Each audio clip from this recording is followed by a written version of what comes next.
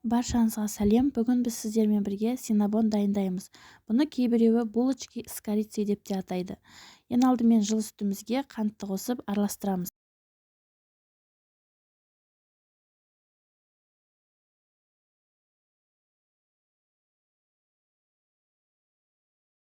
Одан соң қолымызбен шым-шым ғана тұз салып, дрожжымызды саламыз.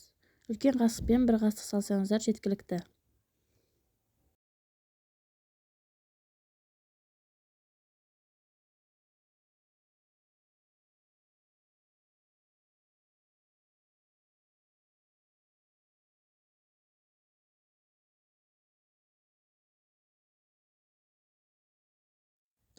Бұны да аздап араластырып, езілген сары майымызды саламыз.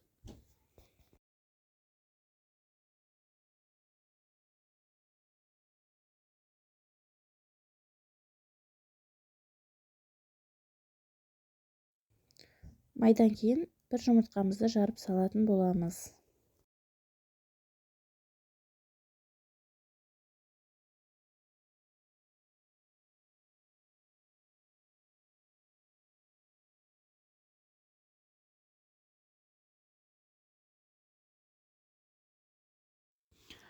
Аздап араластырамыз.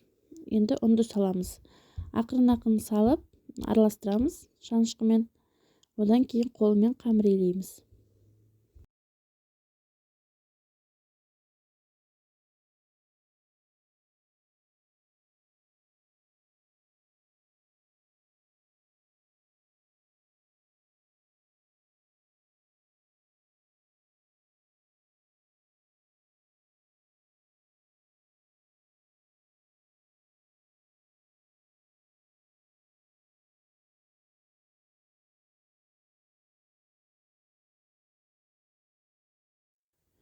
Міне біздің қамырымыз дайын болды.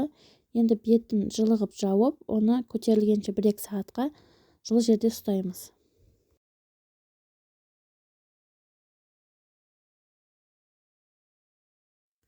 Менің қамырым дайын болды. Мен оны жайып алдым. Енді езілген сары майды осы қамырдың үстіне жағып шығамыз.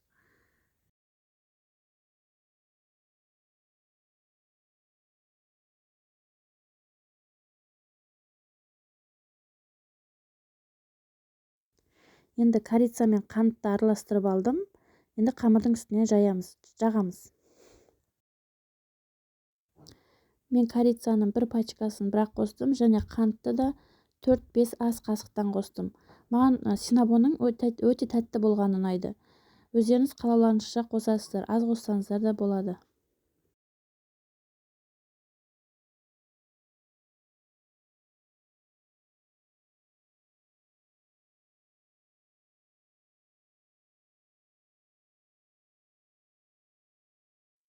Енді оны жіңішке қып, видеода көрсетілгендей орайсыздар, яғни рулет сияқты ораймыз.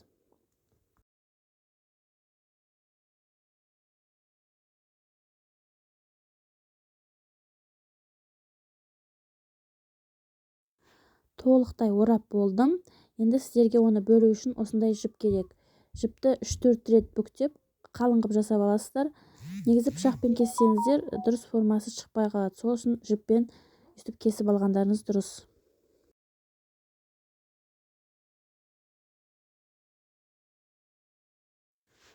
Барлығы дайын. Енді оны духовкаға саламыз.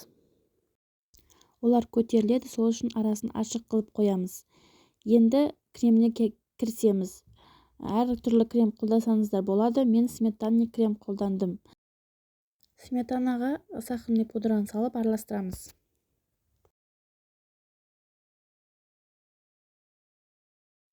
Біздің синнабонымыз дайын болды.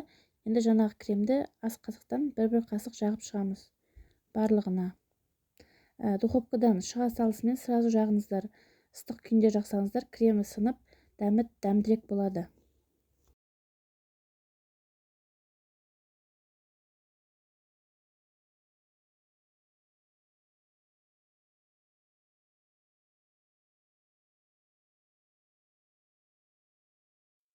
Синнабонымыз дайын. Жасап көріңіздер. Каналыма тіркелуді ұмытпаңыздар.